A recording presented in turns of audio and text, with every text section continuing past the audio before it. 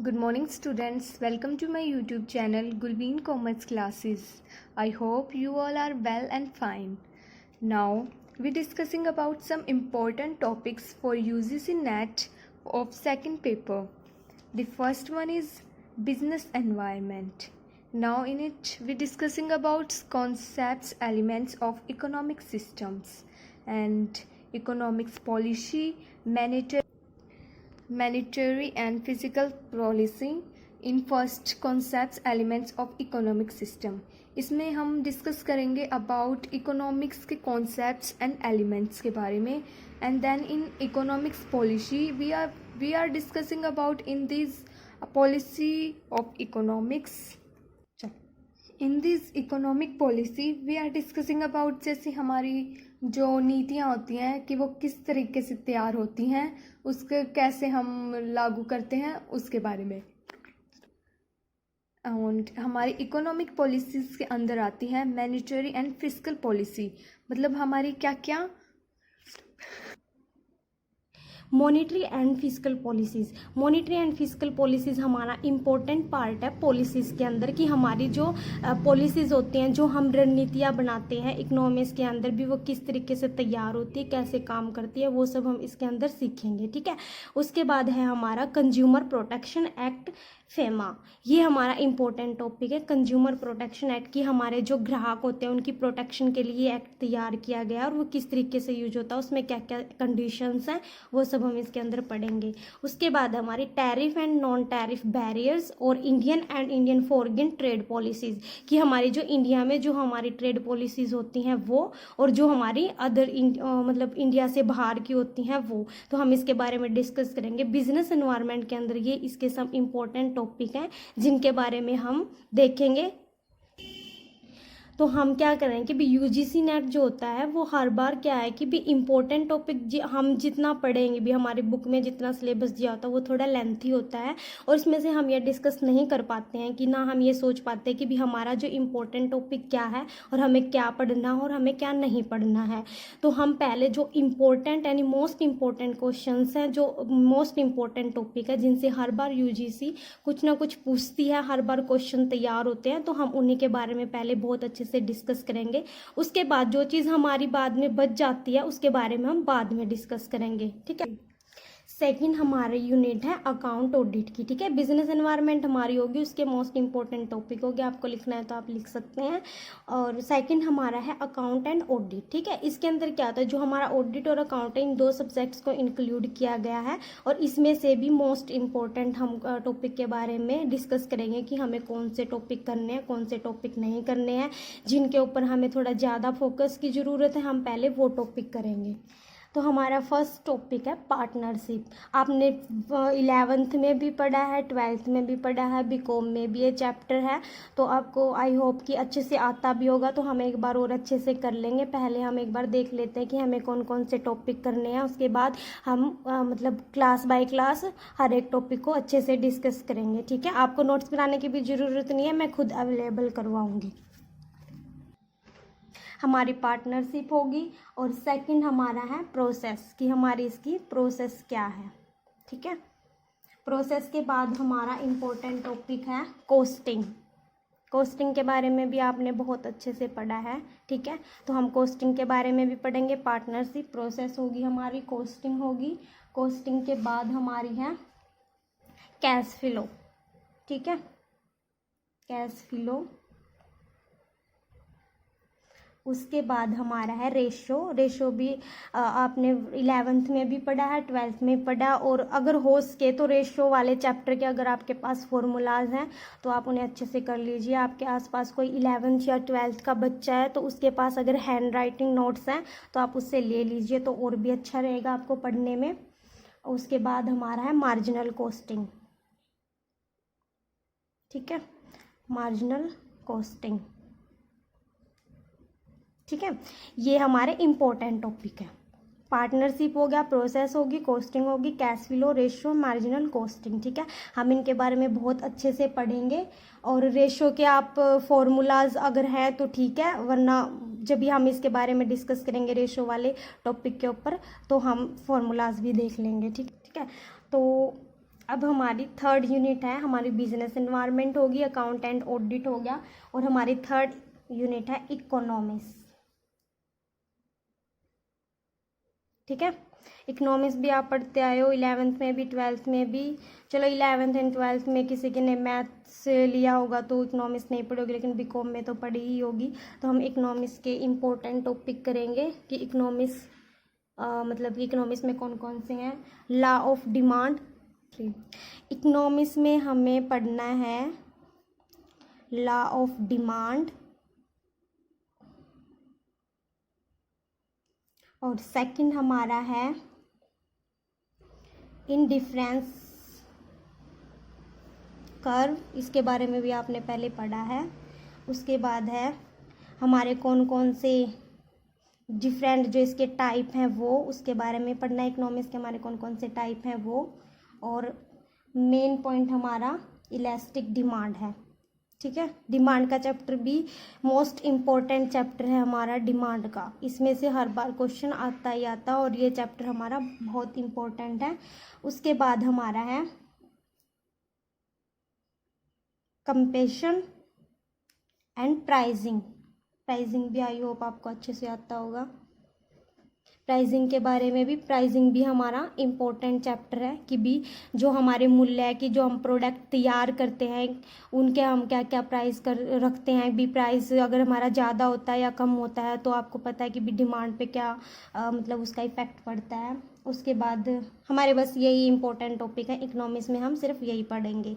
ठीक है, वैसे तो बहुत सारे टॉपिक हैं, बुक्स में भी आपने देखा होगा शायद 90-60 पेज हो जाते होंगे, लेकिन हमें इतना ज़्यादा नहीं पढ़ना है। जो हमारा इम्पोर्टेंट टॉपिक है सबसे पहले हमें उन्हीं को ध्यान में रखना, उन्हीं को कवर करना है। उसके बाद में जो टाइम बचता है हम रफली एक बार उनको भी रिविज़न कर लेंगे।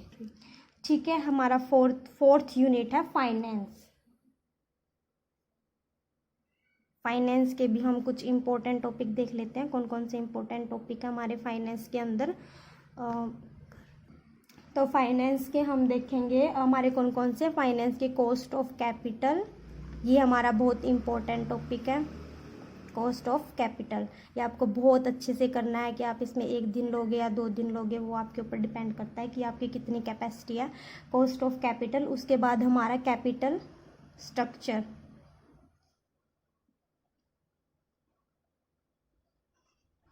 कैपिटल स्ट्रक्चर है। कॉस्ट ऑफ कैपिटल भी आपने बीकॉम में भी पढ़ा है, एमकॉम में भी पढ़ा, और कैपिटल स्ट्रक्चर भी एमकॉम में आपने सेकंड ईयर में पढ़ा होगा ये भी।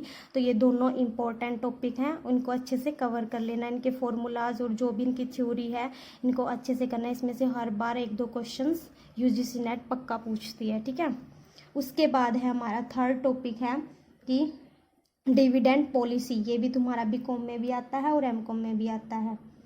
तो हमारा है dividend policies.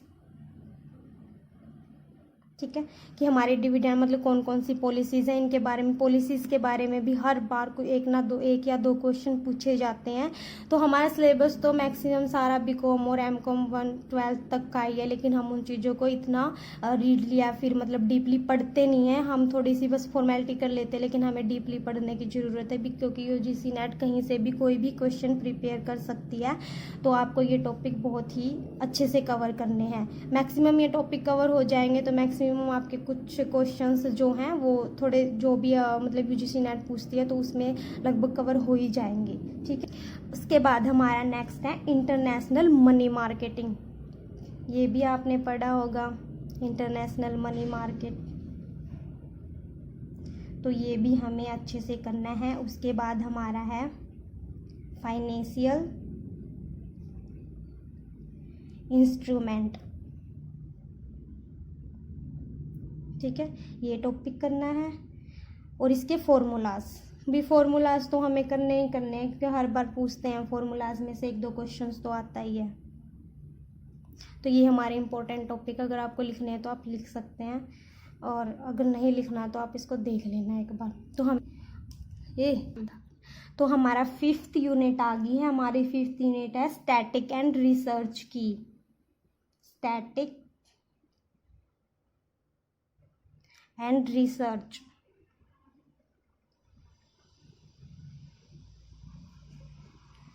Static and research की हमारी नेक्स्ट यूनिट है।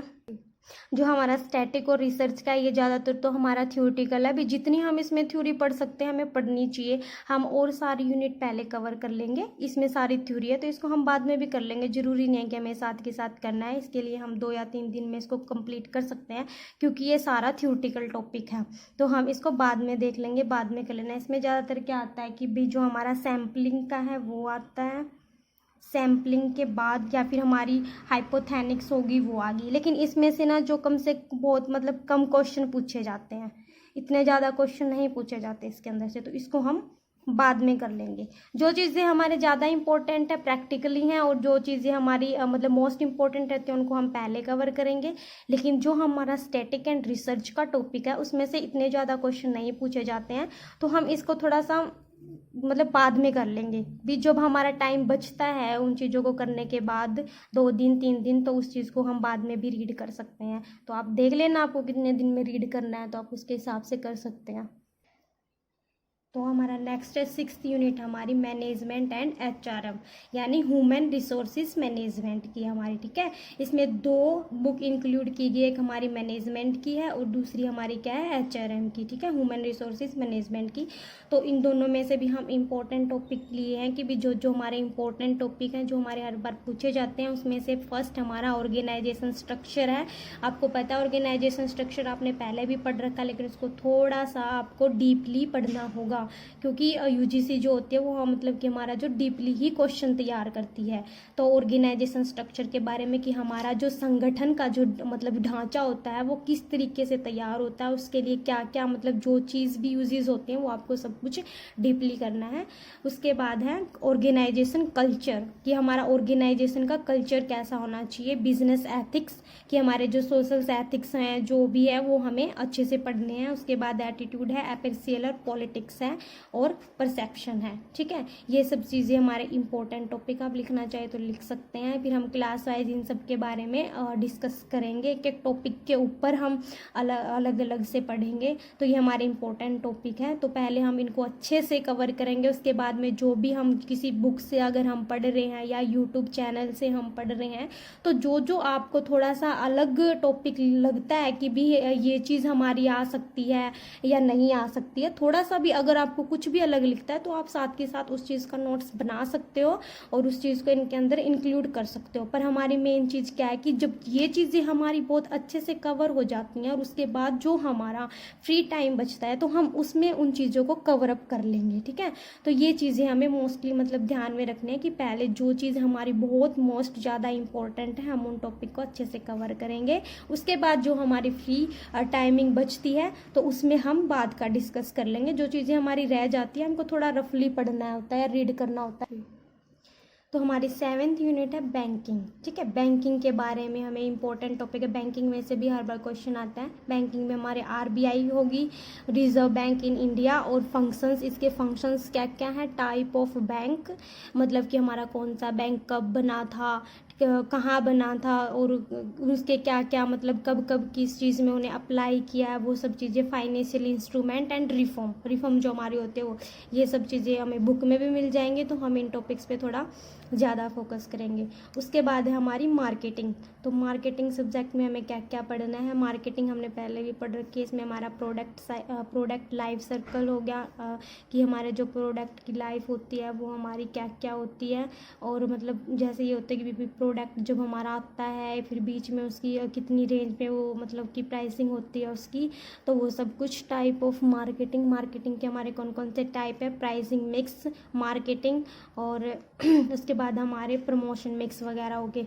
मतलब इसमें क्या होता है कि एक प्रोडक्ट के बारे में हमारी ये सारी चीज़ें हैं कि भी जो हमारा प्रोडक्ट तैयार कैसे होता है, प्रोडक्ट का लाइफ सर्कल क्या है, उसकी प्राइसिंग कैसे होगी। तो डिमांड, जब प्राइसिंग के आधार पे ही हमारी डिमांड होती है, ठीक है। तो मार्केटिंग के ये हमारे इंपॉर्टेंट टॉपिक है जिनको हमने कवर करना। आप देख लो कितने दिन में इस चीज़ को कवर कर लेंगे। जो चीज़ें आपके पास कोई बुक भी फॉलो करते होगे तो उस बुक में देख लेना, आपने पढ़ा भी है। आपकी BCom या फिर आपकी MCom की जो बुक्स हैं उसमें भी ये चैप्टर अच्छे से डीपली में दिए हुए हैं, तो आप उनमें भी रीड कर सकते हो। उसके बाद हमारी लॉ है। ला का भी हमारा आता है। इसमें क्या है, Indian contract act 1872, basic of GST यानी गवर्नमेंट सर्विस टैक्स के बारे में हमें पढ़ना है। और जो हमारा कंपेनियन एक्ट होता है 2013, ये हमारा मोस्ट इम्पॉर्टेंट है, ठीक है। इसके बारे में हमें डीपली पढ़ना है। इसमें से भी क्वेश्चन आता है कि भाई जो हमारा कंपेनियन एक्ट 2013 और जो हमारा इंडियन कॉन्ट्रैक्ट एक्ट है 1872 और बेसिक ऑफ जीएसटी, इसके इंपॉर्टेंट टॉपिक ये हैं। तो हमें तो इन पे थोड़ा ज़्यादा फोकस करना है, इनको जल्दी से जल्दी कवर अप करना और अच्छे से रीड करना है। और आपको पढ़ रहे हो या आप किसी बुक से पढ़ रहे हो, ट्रूमैन की बुक फॉलो कर रहे हो या केवीएस मेदांत की कर रहे हो, उपकार की कर रहे हो, तो उसमें ये टॉपिक सारे आपके सेकंड पेपर के जो भी टॉपिक्स हैं वो सब मिलेंगे। तो उनमें देख लेना आप एक बार रीड करके उन चीज़ों को। हम नोट्स बना लेंगे उन चीज़ों का एक बार, तो हम नोट्स को ही करेंगे। उसके बाद हमारा इनकम टैक्स के लिए इम्पोर्टेंट टॉपिक है। आपको क्या करना है, यदि आपके पास मतलब जो बीकॉम में हमारा इनकम टैक्स था उसके अगर हमारे पास नोट्स हैं, ठीक है, वो, या फिर आपके आसपास कोई बच्चा अगर पढ़ रहा है बीकॉम या कॉमर्स क्लासेस, या फिर यूट्यूब से भी आप ले सकते हैं। तो इसमें हम ज़्यादा से ज़्यादा क्या है भी हमारे हैंड राइटिंग नोट्स ही इम्पोर्टेंट है। भी हमने जो नोट्स बनाए हैं उनके जो फॉर्मूलाज हैं वो सब कुछ हमें इसी के अंदर प्रिपेयर करना है।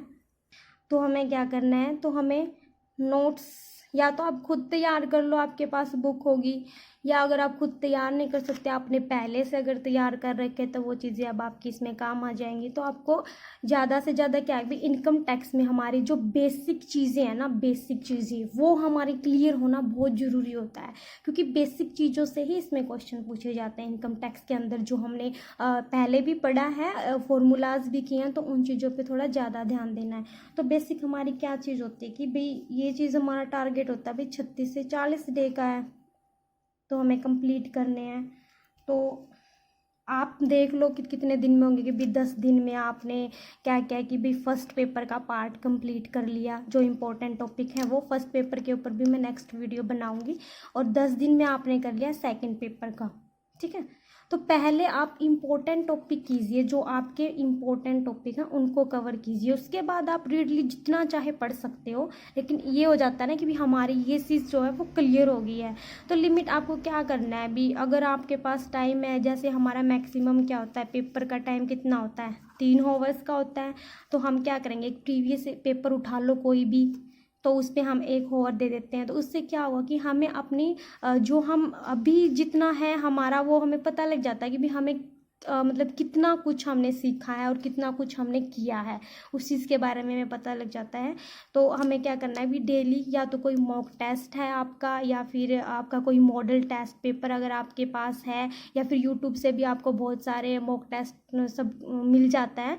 तो आप डेली एक पेपर, ठीक है, एक पेपर उठाइए और उसको सोल्व कीजिए डेली 1 घंटा। जब हम 2 पेपर हमारे होते हैं, मैक्सिमम हमारे 3 ही इंक्लूड होते हैं, लेकिन वो जो थर्ड वाला अब तो 2 ही होते हैं, तो हमारे कितने होते हैं, 3 आवर्स के होते हैं।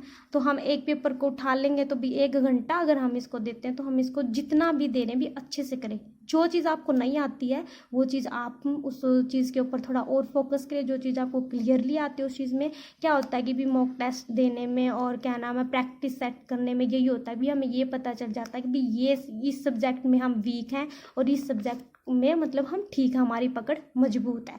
तो हमें पता लग जाता है कि भी हमें किस चीज़ पे ज़्यादा फोकस करना है और किस चीज़ पे हमें नहीं करना है। आई होप आपको सारी यूनिट के इम्पोर्टेंट टॉपिक अच्छे से समझ में आ गए होंगे। और अगर आपको ये टॉपिक नोट करने हैं तो आप नोट कर सकते हैं, अगर आप याद कर सकते हैं तो याद कीजिए। अगर आप खुद भी नोट्स बनाओगे तो भी आपको पता लग जाएगा कि भाई हमारा इम्पोर्टेंट टॉपिक क्या है। अगर हम पिछले 10 ईयर्स के भी अगर हम पेपर्स उठा के देखते हैं, हम उनको एक एक करके अगर हम सोल्व करते हैं, तो मान लीजिए हम फर्स्ट पेपर एक पेपर सोल्व कर रहे हैं डेली का, तो हमें पता लग जाता है कि भी कहाँ से कितने क्वेश्चन पूछे गए हैं हर साल। तो आपको अपने आप पता चल जाएगा भी इम्पोर्टेंट टॉपिक कौन सा है और कौन सा नहीं है, ठीक है। तो ये चीज़ें आपको ध्यान में रखनी है। आपको देखना जितना हो सके आप अपने हैंड राइट नोट्स फॉलो कीजिए। और अगर आपको कोई नई चीज़ कोई बुक्स में अगर फॉलो कर रहे हैं, या आप यूट्यूब चैनल कोई अच्छा सा फॉलो कर रहे हैं, आपको कोई न्यू चीज़ अगर पता लगती है कि भी हाँ ये टॉपिक हमारा हमें नोट कर लेना चाहिए, तो हमें उन चीज़ों को नोट कर लेना चाहिए, ठीक है। Then thank you students for watching my videos. And अगर आपको मेरी वीडियो अच्छी लगी हो तो इसे लाइक कीजिए, शेयर कीजिए and not forget to subscribe. And आपको हमारे नोटिफिकेशन मिलते रहेंगे, उसके लिए आप बेल आइकन ज़रूर दबा दें।